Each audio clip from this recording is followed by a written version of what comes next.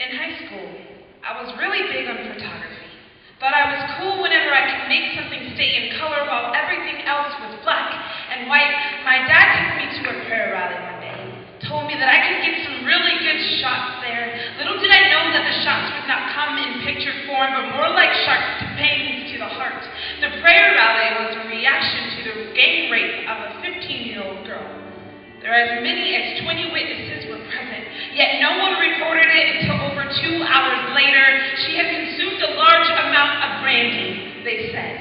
And apparently that was invitation for a group of luring males to invite her to engage in sexual activity, but she hadn't consumed enough for the word no to escape her lips. And for her legs to walk in the opposite direction. I wonder if the pounding in her head and the buzz from the alcohol screamed run at any point in time. Or if she was conscious enough to feel the grip on her arm as they pulled her, did she automatically feel the bruise forming when they threw her on a nearby bench? A bystander was interviewed and he said they were kicking her in her head and they were beating her up, rubbing her and ripping her clothes off. It's something you can't get out of your mind. She was pretty quiet. I thought she was like dead for a minute, but then I saw her moving around.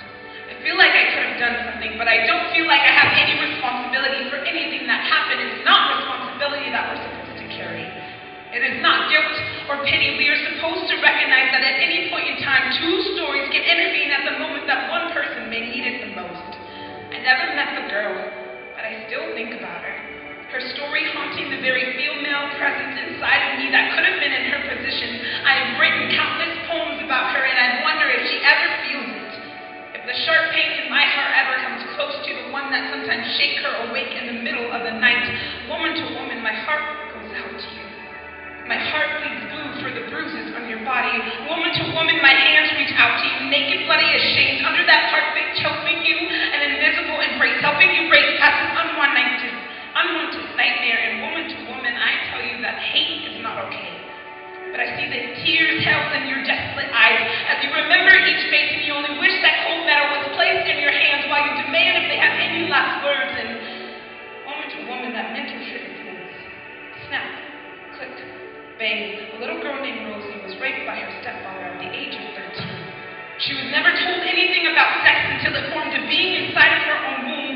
She said it felt funny as if worms were growing inside of her. My mother had to take her to get her pregnancy test because her own mother believed she was lying. Rosie raised a little bright-eyed girl that looks just like her babies raising babies. Woman to woman, my heart goes out to you. My heart bleeds blue for the bruises on your body. Woman to woman, my eyes cry tears for the years that you've lost. Childhood slipped away the moment he entered your fragile body. So woman to woman, I know that when you look in the mirror, all you see is a distortion of who you used to be before they robbed you of your dignity. Woman to woman, I don't know you, but your stories haunt me as if they were my own distant memories. I have 3 sisters, one 18, 14, and 13. When Rue died in the Hunger Games, I always cry. My mom sometimes turns the turning her face into my baby sisters. I don't actually know Rue or the girl who was raped. And I have only met Rosie maybe once, but their stories tiptoe in my home and create a home, believing that every woman almost feels like a sister. I've promised to make it my life goal to be the one to carry you when your knees have given up on you, lie next to you when you're convinced everything in this world is against you. I will volunteer as tribute whenever your name is placed in a raffle for a dangerous game. I will fight just for you. I will hurt just for you. Pray that my heart would break and shatter into as many pieces as your heart did. I will feel the words that you need to hear when the word tries to starve you, and plant the reasons why you're living to flow in your bloodstream. Remind you of your strength in the moments you are weak. And to be the one who sews your cape on when it's tattered, because you are superwoman. Yes, you are superwoman. Keep the S on your chest and your story planted in the soles of your feet.